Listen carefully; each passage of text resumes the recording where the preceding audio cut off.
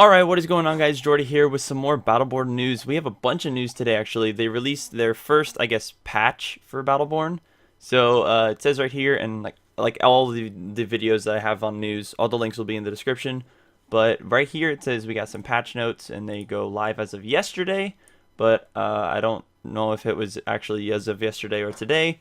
But it has a bunch of new content, and it just kind of goes through a whole list of things that has happened according to this patch at least. So a bunch of characters were hit, a bunch of characters were nerfed, a bunch of characters were buffed, different things like that. And also like gear and different game type stuff. Just a bunch of different things that I guess they've had people commenting or suggesting or even asking about in all these different social medias. And they, I guess, fixed a bunch of stuff today or as of yesterday. So we're just going to go through it. We got a bunch of new content today, of course. We got the new character, Alani. There'll be some gameplay up later of her, my first look at her, so stay tuned for that. But we got a new character. Apparently we got some new skins and taunts. I'm not exactly sure what that's all about, but I've heard there's like some different skins for some different characters. I don't know how to obtain those, so there's gonna be videos out of everywhere. I'm gonna try to find as much information as I can on that. But apparently there's some new skins and taunts. There's also the hero keys, which we got today, or I guess yesterday. I'm filming this as of launch of Alani for Battleborn, or for the season pass holders, so the 24th. So we got some hero keys added, which of course, if you guys saw my last news video, the hero keys is like a free unlock of a character that you don't have currently. We also got a bunch of changes to different modes and maps. So for instance, Incursion, the empowered minion waves no longer spawn for teams after killing the first enemy's sentry. So basically, what that is, like when you play Meltdown, the like big guys that spawn with all the little minions, the flying things, those are the empowered minions, and or like when they spawn like that. Basically, once you killed the first sentry, they just kept spawning, and it was really unfair. So I think they took that out, which is good. Also, the thrall camps, they've kind of changed a bunch of different stuff. I'll just kind of go over a little bit of it, but like I said, you guys can read all of this yourselves. The link will be in the description. But they kind of touched on a bunch of different things, like when the thralls are captured, they no longer target enemy players. So they basically made them to where they target minions instead. They no longer flinch when they're hit in the legs, which I think that was a big thing. I think you could just make them flinch, and it literally was like it didn't matter if you captured a thrall camp because you could just flinch them until they died. So they were pretty much underpowered, so they kind of buffed them all. Also, they no longer get knocked off the map. I think that was a problem. I'm not exactly sure if it was a problem on Xbox or if it was a problem on the PC or even PS4, but I think that was a big issue, so they changed that. And then the crusher camps, they only attack minions. They no longer charges. I don't exactly know what that means, but I guess they like charged at people. So I don't really play Incursion as much. I like playing capture maps, but Incursion is still pretty fun every now and then.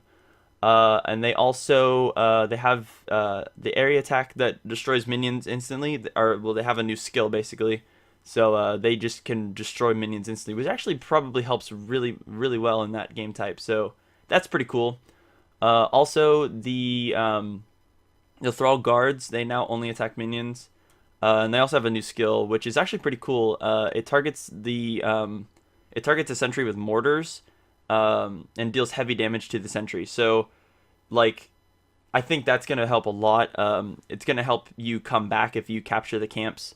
If you're losing in Incursion, like if your team's losing, it definitely will help you come back. So I think that's really cool that they kind of made it a little more fair for both teams, even if you're losing by like one whole sentry. So that's cool. All specifically on Overgrowth, they modified that little sniper nest. Basically, you could start shooting the sentry if you could get into this it's like a little sniper nest on Overgrowth. If you could get in there with like Isaac or even Benedict, you could just fly into that little nest and you could just start shooting the first sentry, which was really broken. So I'm really glad they fixed that. Shepherds spawn every fourth wave instead of after the first sentry is destroyed. I don't know what the shepherds are. I think those are the flying things actually, the little things that fly around in meltdown mode. But I'm not too sure on that. I don't know. I can't really like tell the difference between any of the minions just yet. I don't play a lot of incursion, like I said. And then they also have different collision issues. I guess they fixed a bunch of issues and stuff. And there was a rare issue with the central mercenaries not pushing, I guess. So they fixed all of that. And on Echelon, same thing every fourth wave, and then they just kind of fixed some stuff. So that's pretty cool. I really like that they're kind of focusing on specific game types, whether or not it's like broken. Every time I play Incursion and we lose the first sentry, I just vote for a surrender, because like there's no way you can push in a whole another sentry and then push to win.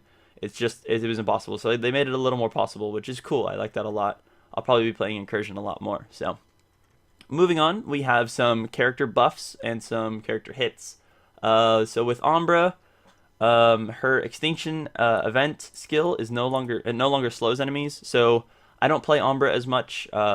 As mentioned in previous videos, I really only play Galilea or like Wrath. But I guess her extinction event skill was probably too good when it slowed enemies. So I'm guessing they decided let's nerf that. They also fixed an issue that allows her scorching strikes to deal extra damage. That's pretty cool. So I guess that would be a buff. And then they fixed an issue that prevented stealth targets from being revealed when Umbra's level 6 left helix augment agile anomaly and level 2 right helix augment solar burst were active. So I guess that was a problem with like I guess like Oscar Mike or probably Shane and Oryx, just different things like that. That different interactions with different skills that didn't happen. So I guess they fixed all that. So that's good. Also with Boulder, they fixed an issue with the description of Boulder's legendary gear. I guess it was wrong. I'm not really sure on that. I don't play Boulder. Eldragon, they fixed an issue that allowed players to move bosses with Eldragon with one of his mutations. So I guess you could like exploit different things in the story mode with Eldragon. So that's good that they fixed it. With Deandy, they added a shorter cooldown time to her dropkick and fixed unintended vertical maneuverability. I mean, every time I play against Deandy, she's pretty much broken, so I'm glad they fixed her. With Galilea, this kind of hurts me a little because this is like what I play.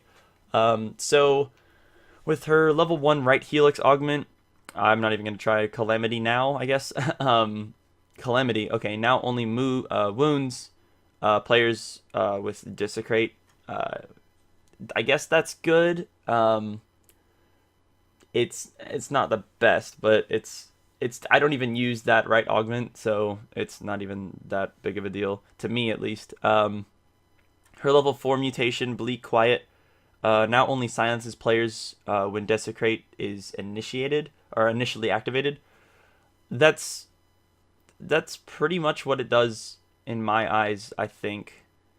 Now only silences players when it's active. Oh, okay, so that kind of hurts her kind of a lot, actually. That kind of sucks, actually.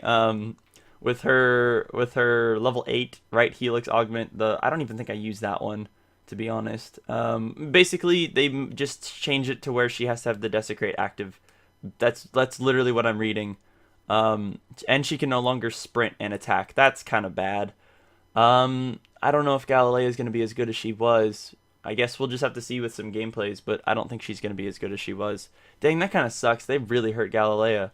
But you guys can read all of this information. Cleese, they did a bunch of stuff to Cleese. I don't even play Cleese. I have no idea how to play him, but they just kind of touched on some other things with his stuff. Different things with all of his abilities that I don't even play him. I don't even have him unlocked, so... but I guess he can use Jump Meteor instead of Ammo Counter. That's interesting. His Jump Meter instead of ammo. That's kind of good. So they fixed a bunch of stuff with Cleese, Marquis.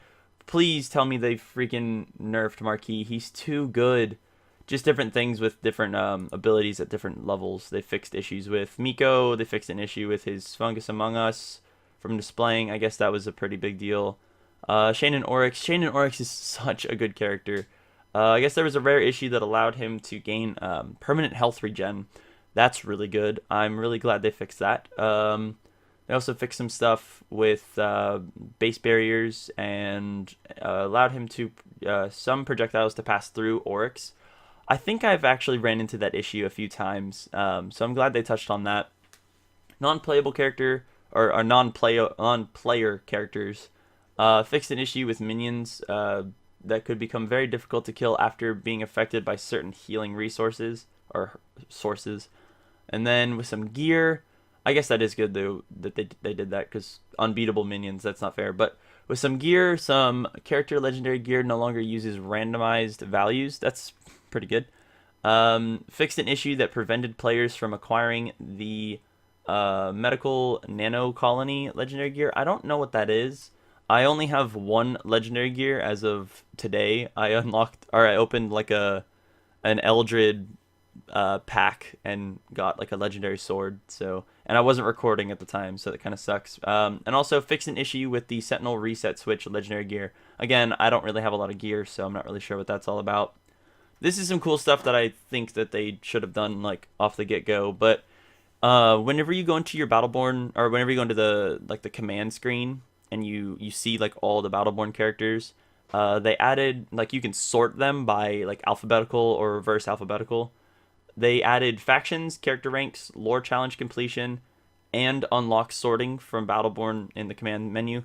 I think that's really cool because say you want to like check on your most played character, you can just have them be sorted by like the lore challenge completion. So therefore, if you play a character enough to where their lore challenge is like completely done, you're going to be able to click on them easier. So I think that's really cool that they changed the sorting. I really like that. I also really like that they sorted by factions. I think that's pretty cool. Character rank's cool too, and unlocked is cool, but I really like that they did the lore challenge completion. So that's cool. Fixed a player and initialization failed error screen when the first attempt to sign in. I have not had this issue, so I'm glad they fixed it, but I haven't had that issue.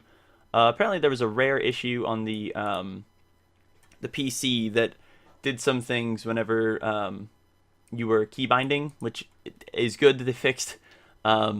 So I'm glad they fixed that. And then a rare issue on the Xbox that resulted in a black flickering on the main menu. I haven't had that issue as well, but hey, they fixed it, so that's good. Apparently some people are having that issue. And then fixed an issue where an incorrect skin would appear for a second split screen user in the post-match screen. I haven't done split screen on my game, so I don't know what that means either, but hey, they're listening to people's issues and listening to people's problems, and they're fixing it, so that's good.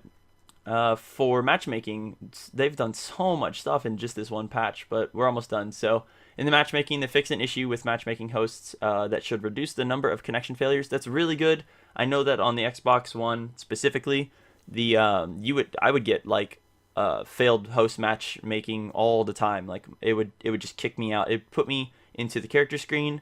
I would get all the way through like picking a character, and it would load the screen, and then it would just say nope, failed connection. So I'm really glad that they fixed that. Also, on the PS4, various improvements have been made to reduce the number of matchmaking failures. So that's really good too. I don't have it on PS4. I only have the game on Xbox One. So good job fixing stuff for PS4 as well. Some audio things that I think is actually kind of cool. They added unique sounds for like when you're attacking and it says like immune, or when you're attacking an overshield. So that's really cool. That kind of gives a little diverse sounds on whether or not you're attacking different types of like overshields or immune characters or whatnot. Just kind of changes up like the sounds, I guess, which I think is really cool. Fixed an issue that allowed critical hit sounds to play against shielded players. I guess that would confuse people because they're like, oh, I'm getting crits, but you're not really getting crits. It's just shielded. So that's good that they fixed that. Fixed an issue that occasionally prevented music from playing in Incursion. Like I said, I don't really play Incursion a lot. And when I do, I never really had this issue. At least I don't think I have, but that would probably be really annoying to not have any music being playing. So that's kind of a good thing that they fixed. And then various audio mix changes. So that's really good too. And then localization, various localization bugs fixed. So they just fixed a ton of stuff with this patch. If you guys go to this link, this is actually from the Gearbox software website. They have a bunch of other things on here from all the other hotfixes that they've done. So that's really cool that they have like all this just in one page. So if you guys, like I said, want to go check out the links in the description, I'll have a link to this. This is specifically the Xbox One update, but there is other links as well for the PS4 and for PC specific. You can see that right here in related articles, PC update and PS4 update. This is just the Xbox one because that's what I have. But yeah, that's about it, guys. Huge thing of patches today. I'm super excited to try new characters now that GALILEA is kind of hit. And I'm also going to be trying a bunch of Alani. So there's tons more information that we've got today, including first gameplays of Alani and even a new character. So stay tuned for all that. I'll be putting up videos all day today. So thank you guys so much for watching. If you guys like the video, please give it a like. It really encourages me to make more videos. Like I said, go check out the links in the description so you can get all this information yourself. And other than that, I'll see you guys later. Thanks for watching. Peace!